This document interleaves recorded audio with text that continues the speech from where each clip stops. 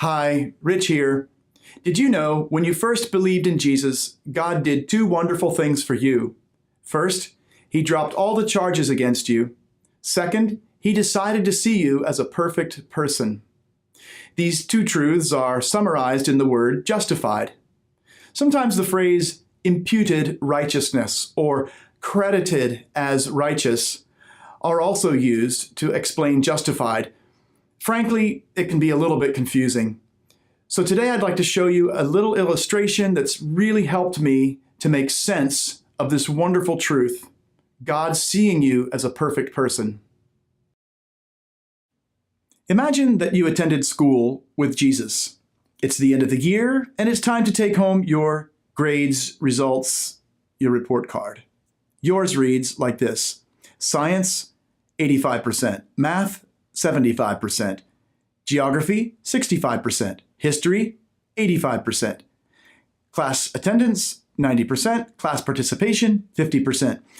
Not good grades, and you're going to go home with these results and probably be in big trouble. Jesus, on the other hand, his reads like this: Science, 100%. Math, 100%. Geography, 100%. History, 100%.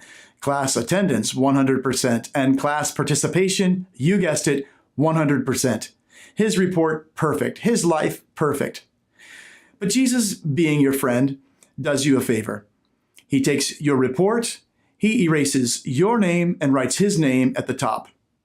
He takes his report, erases his name, and writes your name at the top.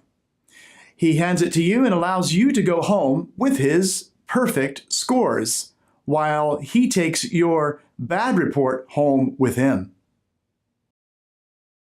So let's look at the real report about your real life. I've given a few categories and a few random scores, but think about what your score would be. Always telling the truth, always worshiping the one true God, always honoring your parents, always being sexually pure, always loving, never hating, never revenging, always being generous, never being greedy, never stealing. Your score, my score, not perfect, and this is our problem. This is why God can condemn us, because our life is full of sin, because we are sinners. Jesus' life, on the other hand, perfect. Every one of these scores, perfect, because he lived the perfect life.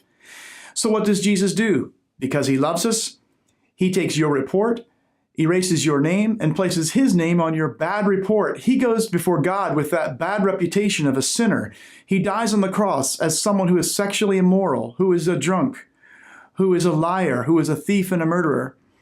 And he takes his report, erases his name, and places our name so that we can stand before God perfect. He takes our sin and gives us his perfect life. I hope this illustration has helped you. Listen, you need to be free. You need to be liberated. You need to understand that from the moment you believed in Jesus, God dropped all the charges of sin against you. He will never bring them up again. There is no condemnation against you.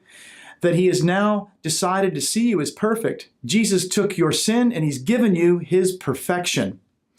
God accepts you. You are one of his, perfect in his eyes forever because of Jesus.